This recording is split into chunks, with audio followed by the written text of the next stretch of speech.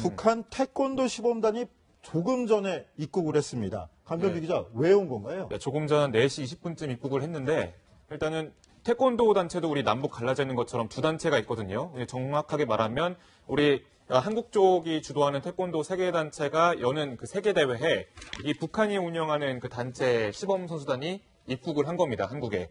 이게 한 10년 만에 있는 일이에요.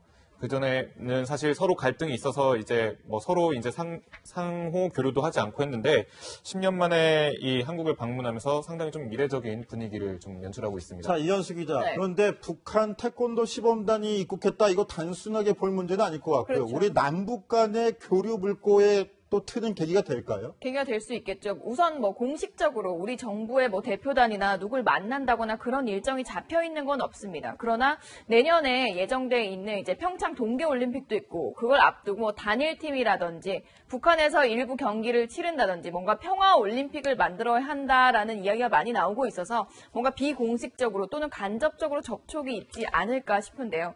이 와중에 도종환 문화체육관광부 장관이 평창 올림픽 때 북한 마식령 스키장을 활용하는 방안까지 검토하겠다고 밝혀서 뭐 화제도 되고 있고 논란도 되고 있는데요. 이 발언부터 먼저 들어보시죠. 북쪽에서는 마식령 스키장을 굉장히 자랑합니다. 뭐 이건 세계적인 경기장이라는 걸 이야기하고 그랬는데요. 그게 실제로 그런지 저희가 이제 직접 가봤으면 좋겠고요. 활용 가능하다고 활용했으면 좋겠어요.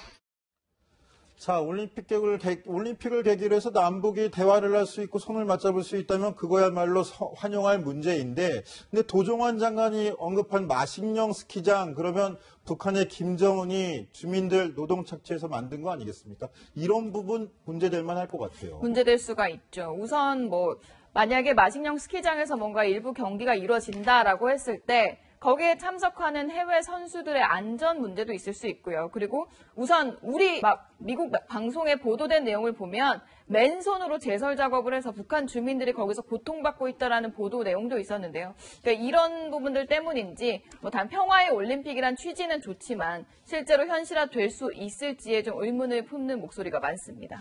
자, 그런데 김기호 교수님, 오늘 또 미국 언론 보도가 화제가 됐어요. 저 마식령 스키장을 포함해서 김정은이 호화 생활을 즐긴다. 김정은이 대지 저금통이다. 그게 한 7,800억 정도가 된다라고 얘기를 했는데, 네. 그렇게 어떤 세부적으로 쓰기였고 그런 돈은 또 어디서 나오는지 혹시 말씀해 주실 수 있을까요? 그 현재 한 7천억 정도 되는 김정은의 그 통치 자금이라고 할 수 있거든요. 네. 2012년 그 북한 수입액의 약 16%, 예, 그 정도나 되는 돈인데요. 전체 수입액의 16%를 북한 김정은 개인을 위해서 수입했던. 예, 예. 근데 사실은 그거보다 더 많습니다. 네. 성을 강요하는데 왜 작년 당대회 때도 스위스 시계를 다 돌렸다 그러지 않습니까? 네. 그래서 이게 마식령 스키장만 해도 약 400억 불, 또 뭐 프린세스 무슨 요트라 있더라고요.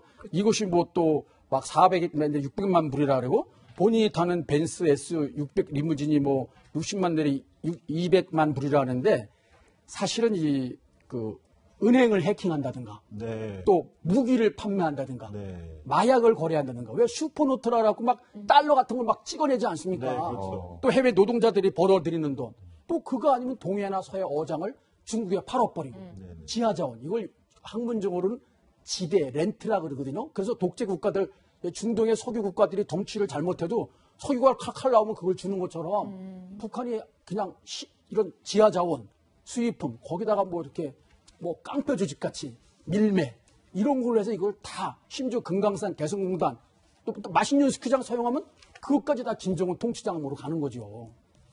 네, 그렇군요. 근데 얼마 전에 미국에서 북한이 외교 행랑을 빼앗겼다 이렇게 펄쩍 뛰었는데 그 외교 행랑이 또 그런 불법적인 자금을 실어나드는 통로 아니냐 이런 의문도 있었잖아요. 그럴 가능성이 충분히 있죠. 아마 미국이 무조건 하지 않았을 거예요. 거기에 뭔가가 있었기 때문에 그렇게 했고 심지어 독일에 있는 대사관에는 그걸 호텔로 이용해서 돈까지 그걸 받아가지고 바치고 그러지 않습니까? 네. 지난번에 우리 태영호 공사도 그렇고 또 많은 사람들이 입국한 거 보면은 자꾸 달러를 송금해라 그러니까 거기 압박을 받아가지고. 네, 알겠습니다. 정치데스크 오늘 북한 문제까지 짚어봤는데요. 외교안보 문제 어떻게 돌아가는지 끝까지 저희가 추적해서 보도해드리도록 하겠습니다. 정치데스크 60초 후에 돌아오겠습니다.